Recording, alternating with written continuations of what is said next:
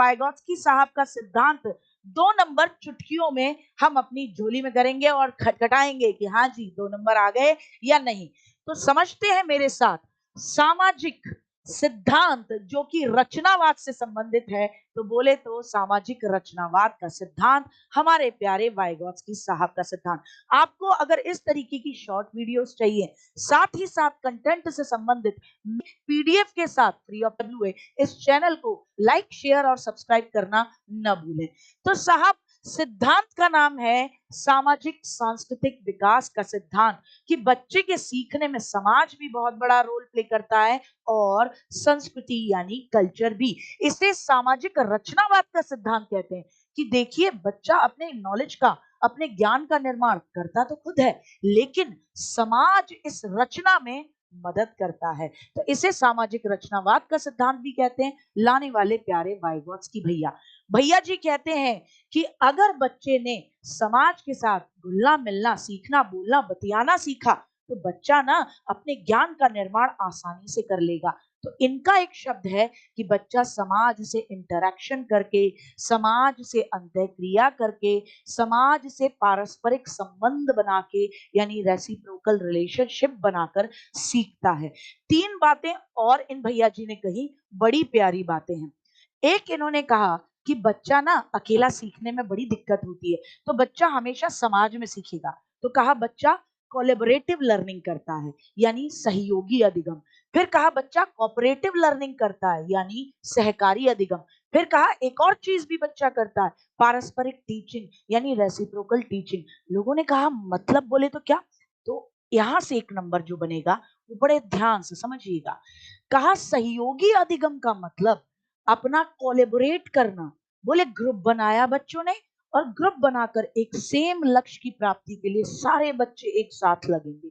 जैसे एक प्रोजेक्ट मिला, अब प्रोजेक्ट जब मिला करने के लिए, तो सारे बच्चे ग्रुप के एक दूसरे को सहयोग करके आगे बढ़ रहे हैं। ठीक साहब, अगर किसी का कोई काम गड़बड़ हो रहा है, दूसरा उसको कह रहा है तू घबरा मत, मैं तेरी मदद करता हूँ, और एक दूसरे को एक दूसरे को कोलैबोरेशन से, सहयोग से आगे बढ़ रहे हैं। नेक्स्ट है सहकारी, कोऑपरेटिव। यहां पर भी ग्रुप में काम करेंगे, सेम लक्ष्य की प्राप्ति के लिए काम करेंगे, लेकिन इनकी अपनी अपनी जिम्मेदारी होगी। जिसने जिम्मेदारी नहीं निभाई, दूसरा बच्चा उसकी जिम्मेदारी निभा तो लेगा, लेकिन ये कहेगा तूने जिम्मेदारी नहीं निभाई थी, मैं मैम को बताऊंगा, तेरे नंबर तो मैं कटवा के रहूंगा, और कटवा भी देगा। फिर आता है सबसे इंपॉर्टेंट, जो इतना प्यारा प्यारा हो गया है आजकल सीटेट में कि पूछो ही मत, रेसिप्रोकल टीचिंग, पारस्परिक शिक्षण। पारस्परिक का मतलब पता है क्या होता है? पढ़ाई यहाँ पे भी ग्रुप में हो रही है, क्योंकि भैया वाइगॉत्स्की भैया कहते हैं समाज में बच्चा अंतःक्रिया करके, लोगों के साथ बतिया के, इंटरेक्शन करके सीखता है। ये कहते हैं यहाँ पर भी ग्रुप होगा, ग्रुप में ही पढ़ाई हो रही है, लेकिन कुछ बच्चे ग्रुप में ऐसे होंगे जिनका कौशल उच्च होगा। जिनका कौशल क्या होगा? उच्च होगा। और ये उच्च कौशल वाले बच्चे, जिन बच्चों को सीखने में दिक्कत आ रही होगी, उनकी मदद करेंगे। तो इसे बोलते हैं पारस्परिक टीचिंग। यहाँ पर कई बार ये भी आता है कि भैया ग्रुप में स्टडी हो रही है, टीचर बच्चे से पूछ रहा है, बच्चा टीचर को बता रहा है, और दोनों का उत्थान हो रहा है।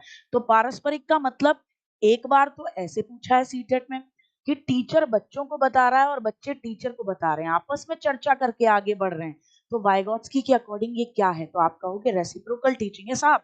और कई बार ये आ जाए कि ग्रुप में उच्च कौशल वाले बच्चे निम्न कौशल वाले बच्चों को, या जिनके सीखने में कमी है, उनकी मदद करते हुए उन्हें सिखा रहे हैं, तो क्या कहेंगे? Reciprocal teaching. ठीक साहब, स्क्रीनशॉट मार लीजिएगा, आगे बढ़ते हैं।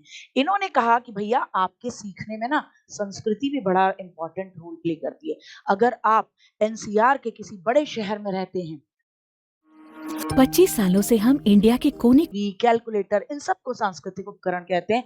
इवन भाषा भी सांस्कृतिक उपकरण है। ये सब बच्चे की सीखने में मदद करते हैं। लोगों ने कहा कैसे मदद करते हैं, प्लीज बताइए। तो कहा 3 बातें याद रखें। लोगों ने कहा बताइए सर, बताइए। तो कहा MKO एक आएगा जो तुम्हें इसके फोल्डिंग देगा, जिससे तुम जेडपीडी प्राप्त करोगे। अरे भैया ये क्या? MKO एक आएगा जो तुम्हें इसके फोल्डिंग देगा, जिससे तुम जेडपीडी प्राप्त करोगे। भविष्यवाणी लग रही है, समझो मेरे साथ क्या है मामला। इन्होंने कहा MKO हमारे जीवन में मोर नॉलेजेबल अदर, ज्यादा जानकार अन्य लोग होते हैं, जिनको हमसे ज्यादा ज्ञान है, मोर नॉलेजेबल अदर, जो हमसे ज्यादा जानते हैं, ऐसे लोग जिनका ज्ञान हमसे ज्यादा, जिनका कौशल हमसे ज्यादा, जिनका अनुभव हमसे ज्यादा, उनको हम MKO कहते हैं। मम्मी पापा MKO हैं, बड़े भैया दीदी MKO हैं, अड़ोस पड़ोस के वो लोग जो आपसे ज्यादा जानकार हैं, ज्यादा अनुभवी हैं, MKO हैं। यूट्यूब के टीचर्स भी MKO हैं, गार्गी मैम MKO हैं। तो ये MKO आपके जीवन में आते हैं, फिर ये MKO आके आपको कुछ देते हैं। वो क्या है? वो है एक मदद, जिसे कहा गया इसके फोल्डिंग। क्या कहा गया? इसके फोल्डिंग, पाड़, मचान या आलम्ब। जैसे आप घर बनाते हो, तो आपने देखा होगा किसी का घर बन रहा हो तो प्लीज जाके देखना कि पता है बांस की बल्लियां लगा देते हैं, टक टक टक टक टक टक। और जब ऊपर का लेंटर डल जाता है तब वो बांस की बल्लियां हटा ली जाती हैं। सीमेंट की बल्लियों के साथ साथ में, सीमेंट के खंभों के साथ साथ में बांस की बल्लियां भी लगी हुई होती हैं। बाद में ये बांस की बल्लियां कभी किसी के घर के बनने के बाद ऐसे नहीं दिख रही कि ये कमरा बन गया, ओहो माय गॉड, ये तो बांस की बल्ली यहीं लगी रह गई। क्यों बनाई थी? ये ऊपर की छत को सपोर्ट करने के लिए, वो हट जाएगी। यही है पाड़, यही है मचान, इसे ही कहते हैं आलम्बन, इसे ही कहते हैं क्या? इसके फोल्डिंग। जितने भी MKO हैं, जो आपसे ज्यादा जानते हैं, या आपके जीवन में एंट्री करते हैं, आपकी कमी देखते हैं, आपको टेम्पररी मदद देते हैं। टेम्पररी मदद, जब तक कि आप उस काम को करने लायक नहीं हो जाते, थोड़े समय के लिए।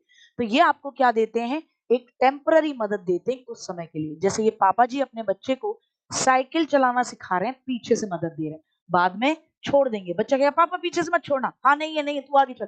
पापा पीछे ही हो ना, पीछे ही हो ना, हाँ हाँ तू आगे चल आगे चल। बाद में बच्चा कहेगा अरे पापा आप तो दिख ही नहीं रहे, कि कोई बात नहीं बेटा, टर्न लेके आ जा। अब बच्चा सीख गया, पापा आप क्या बार बार पकड़ के ही चलेंगे? नहीं ना, सीख गया सीख गया। तो इससे क्या होता है? ये जो MKO हमें स्केफोल्डिंग दे रहे हैं, इससे होगा क्या? इससे एक गैप क्रिएट होगा, एक अंतर क्रिएट होगा, एक ZPD क्रिएट होगा। ये ZPD क्या है? इसे कहते हैं जोन ऑफ प्रॉक्सिमल डेवलपमेंट, यानी समीपस्थ विकास का क्षेत्र। क्या कहते हैं? समीपस्थ विकास का क्षेत्र। सिंपल बात है, आप यहां हो, जो आप वास्तविक तौर पर एक्चुअल में खुद कर सकते हो, वास्तविक तौर पर। तो ये आपका है एक्चुअल जोन ऑफ डेवलपमेंट, कि आप सीटेट में अपने बेसिस पर 90 नंबर लेकर आ रहे हो। ये आपका एक्चुअल है, लेकिन आपको डर लग रहा है कहीं ऐसा ना हो एग्जाम टाइम पे गड़बड़ी कर दूं, अंडर एग्जाम प्रेशर नंबर थोड़े ज्यादा बनने चाहिए। तो आपके अंदर संभावना कहां तक है? हर बच्चे के अंदर संभावना अलग अलग होती है। पता लगा आपके अंदर की संभावना, यानी आपका जो संभावित विकास था, आपके अंदर की संभावना जो थी, वो है पोटेंशियल जो था आपका, वो पोटेंशियल है 130 लाने का। तो आप इस संभावना के निकट तक पहुंच जाओगे, इस संभावना के अंदर अंदर कहीं पर आपके नंबर आ जाएंगे MKO के द्वारा दी गई इसके होल्डिंग से।